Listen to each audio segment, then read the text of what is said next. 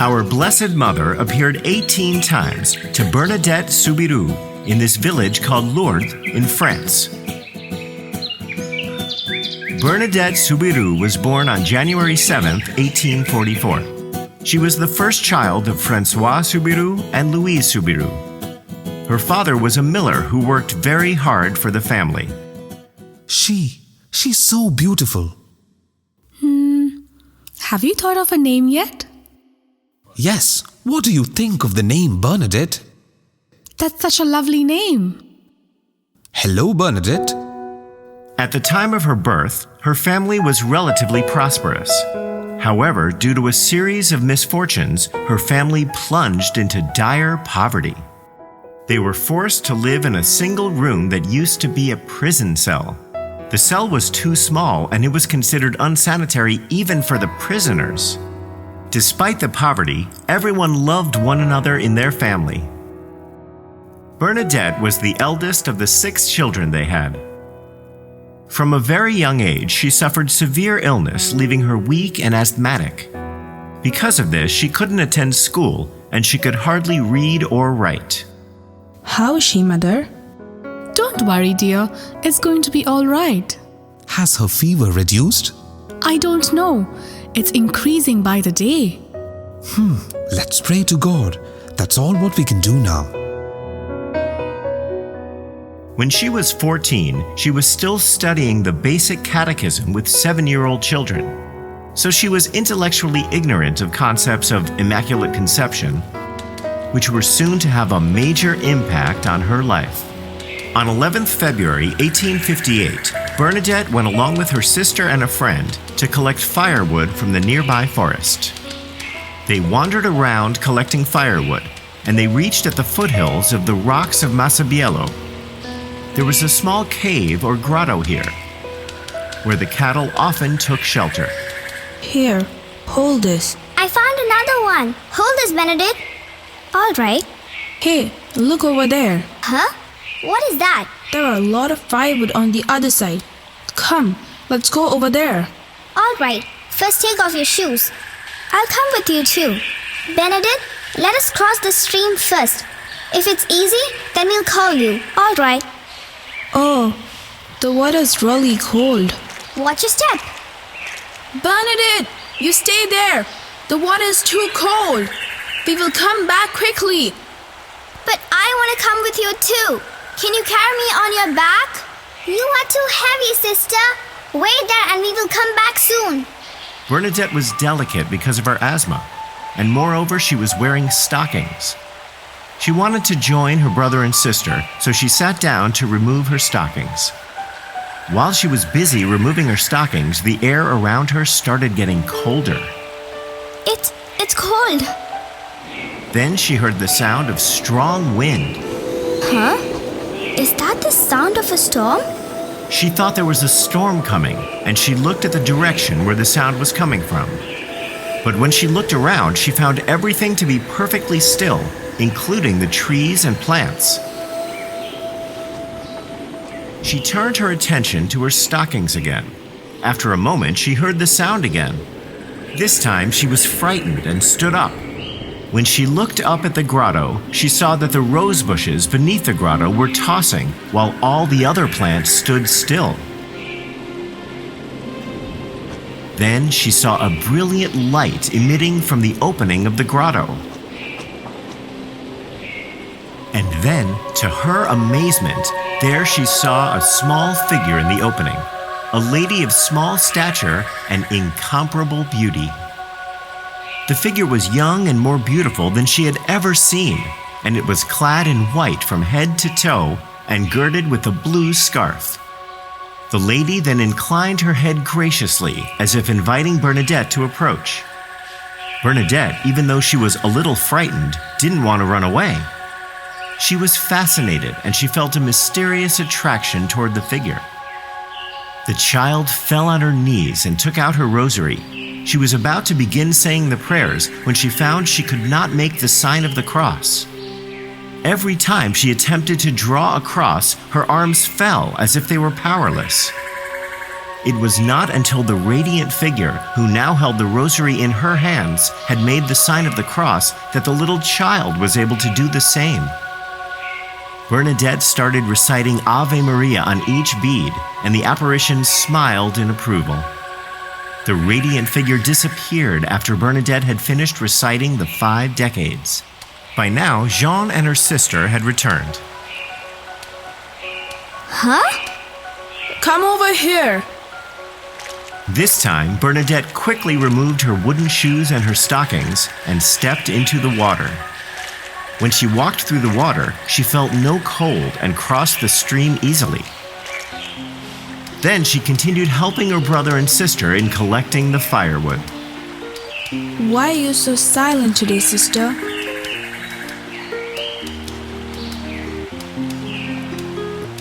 Sister? Huh? What? You seem to be lost in thought. What is it? It's nothing. No, something is wrong. If you don't tell us now, then we will tell this to Mother. No, please don't tell them. Alright, so tell us what happened. When you went away to fetch the firewood? Bernadette had to tell them what she had seen, on the condition that they would keep it a secret. But as soon as they reached home, they told their parents about what had happened. You are imagining things, my dear. My dear, you should never go back to that place again. Will you obey me? Yes, Father. Bernadette longed to go near Roche-Massabielle again, but her parents forbade her. She stood at the gates and nursed her wish, praying to God. Sunday soon arrived, and the little girl's longing got more and more intense. It became so irresistible that she convinced her mother to grant her permission to go there just one more time. Her sister and Jean joined her to the grotto as well. Hey, where are you going? We are going to the rock of Massabielle. Come with us if you want to see a miracle. I'm coming too. Like that, many of her other friends joined as well. And by the time they reached the grotto, there were about a dozen little girls, and Bernadette was the center of all attention. One of the girls was carrying the holy water as well. They planned to throw the holy water at the apparition to see if it was really God or something evil. All of them kept watching the grotto closely, and all of a sudden, the apparition appeared before her.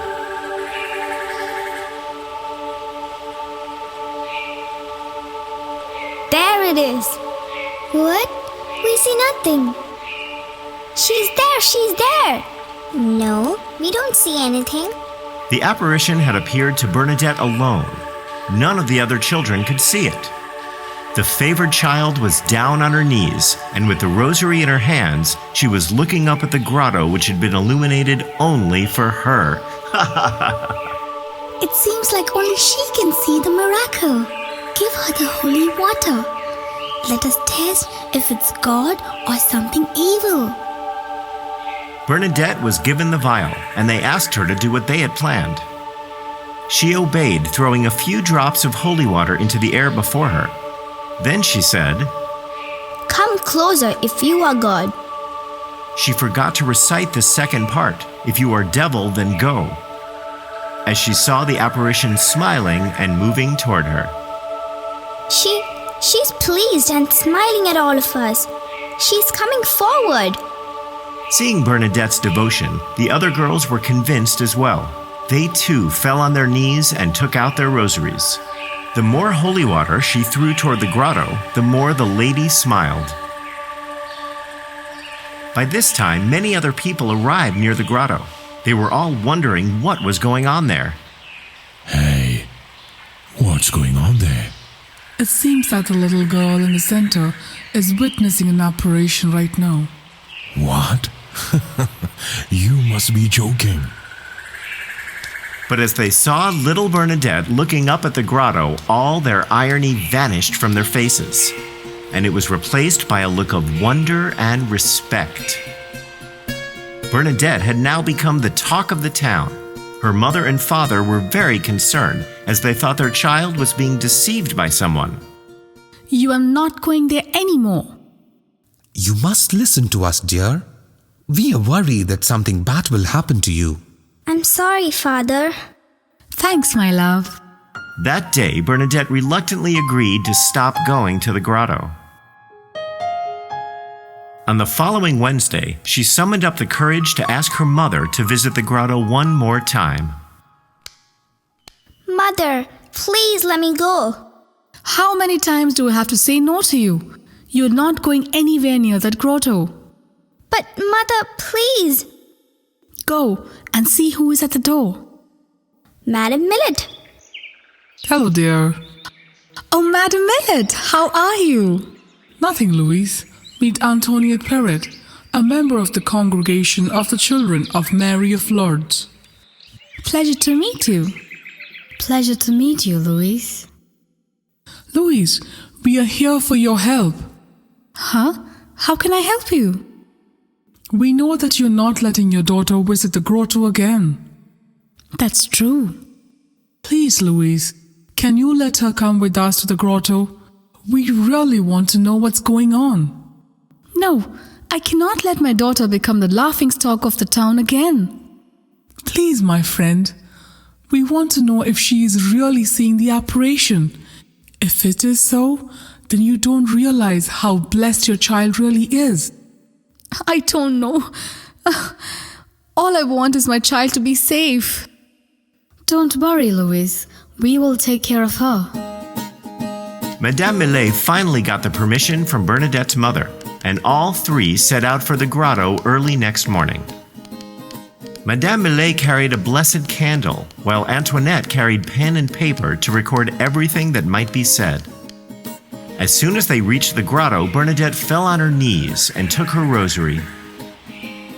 Seeing this, the two women knelt down and began saying the rosary as well. There she is. Huh? She's coming. Look. The small body of the child was shivering with delight. When the other two looked up, following her gaze, all they could see was the wild rose bush outside the grotto. Their only glimpse of heaven was what they saw on the little girl's face. Then Antoinette approached Bernadette, handing over the pen and paper. Ask her. Ask her if she has anything to say to us. If she says anything, then write it down.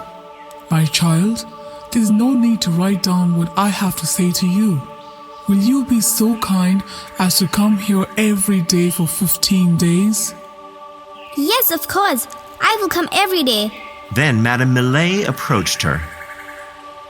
Bernadette, ask her if she approves us being here. She said yes. She said you and others may come. She wishes to see a great number of people here.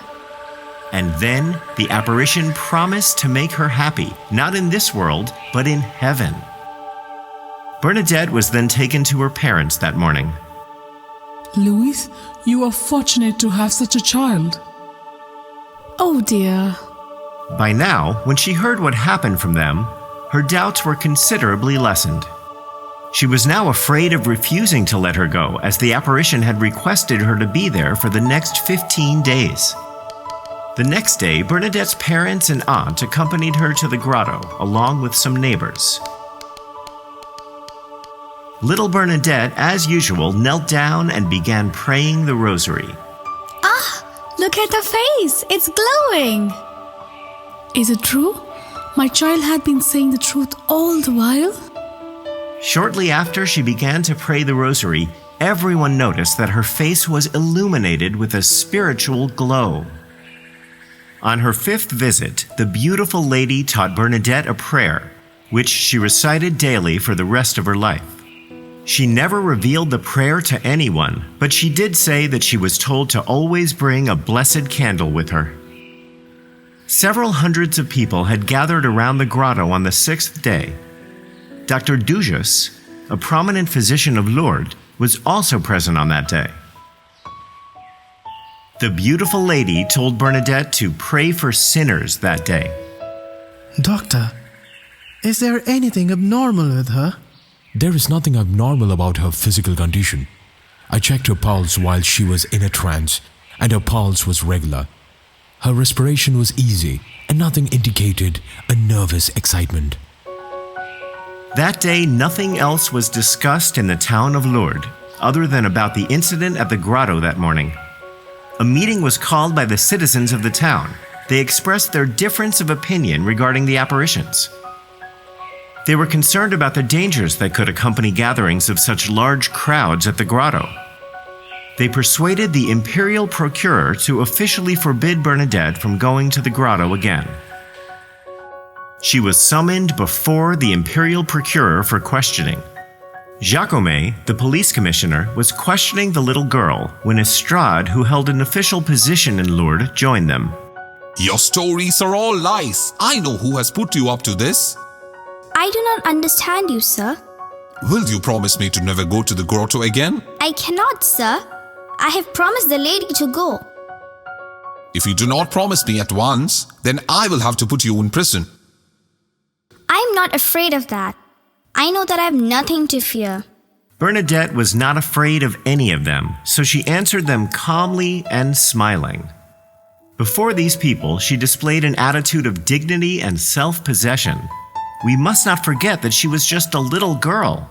When their attempts failed, the police chief released Bernadette to the custody of her father, with a warning to never let her go to the grotto again. But all their efforts could not stop Bernadette from going to the grotto. On the seventh day, after the conclusion of the vision that had lasted for an hour, the little girl moved on her knees toward the rosebush and kissed the ground. When they asked her what the lady had said, she replied that the lady had entrusted her with 3 secrets. The 9th apparition took place on February 25, 1858. That day, the beautiful lady asked Bernadette to drink from the fountain and to bathe in it. Bernadette was confused. There had never been a fountain at Massabielle or any kind of natural spring. Then she began to scratch the loose gravel off the ground around her. As she did so, she noticed that the ground beneath her was moist. As she kept scratching, a little pool formed with bubbles rising from it. She cupped her hands together and drank from it. Then she washed her face using the water from the pool. The next day, when the people gathered around the grotto, they were surprised to find a real stream where Bernadette had stood the previous day. During the 10th apparition, the beautiful lady told Bernadette to kiss the ground on behalf of the sinners. Bernadette immediately did so, and so did the crowd watching her. On the 11th day of the apparition, there were approximately 2,000 spectators gathered at the grotto. The lady asked Bernadette to tell the clergy to build a chapel on the site of the grotto. On the 12th day of the apparition, the lady commented that Bernadette was not using her own rosary. This was true. Bernadette was asked by Pauline Sands to use Pauline's rosary instead of her own at the grotto that day. On the 13th day of apparition, Bernadette arrived early at the grotto and prayed the rosary in front of the lady. The lady remained silent that day, except for the Glorias. On the 14th day of the apparition, the lady repeated that she wanted a chapel to be built at the place of the grotto. It was March 24th, 1858. By now, everyone in France knew that today was the last of the 15 days that the lady had requested Bernadette. 20,000 people were present at the grotto that day, including an entire military division in full dressed uniform. As Bernadette approached the grotto, a path was cleared for her by the soldiers.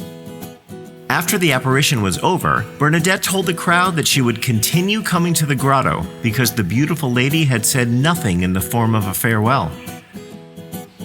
During the 16th apparition, which occurred on the Feast of Annunciation, the beautiful lady revealed her identity to the little girl. I am the Immaculate Conception. Bernadette was not sure what this name meant, as she was just a child. But the people understood, and they started flocking to Lourdes in greater numbers than ever before. Bernadette had never failed to bring a lighted candle to the grotto since the first time she had been instructed to do so by the beautiful lady. During this apparition, she unconsciously placed one of her hands over the flame of the candle. People witnessed the flame burning through her fingers. She continued to pray for at least 15 minutes while the flame burned through her hand. She emerged quietly from prayer unscathed. Then Dr. Docius took another candle and without warning touched the flame to her hand. Bernadette immediately cried out in pain. Shortly after this apparition, the prefect took matters into his own hands and ordered the grotto closed, and the rustic altar was dismantled. The 18th apparition took place on 16th July, 1858. Several months had passed after the previous apparitions, and Bernadette was relieved to see that she was becoming less of a public figure. After receiving her communion on the feast day, little Bernadette felt an irresistible urge to return to the grotto. Since the barricade was still in place, she and her aunt could not get close to the sacred spot. They knelt down in the grass, and the beautiful lady appeared to her for one last time. Bernadette joined the Order of the Sisters of Charity. Throughout her life, she remained sickly, but attended patiently to her duties. She died a holy death on April 16, 1879. She was 34 years old. Bernadette was buried on the convent grounds in Nevers, France. Her body was exhumed 30 years later on September 22, 1909, in the presence of 2 doctors, several appointed officials, and nuns from the local convent. When Bernadette's coffin was opened, there was no odor, and her body was completely untouched by the laws of nature.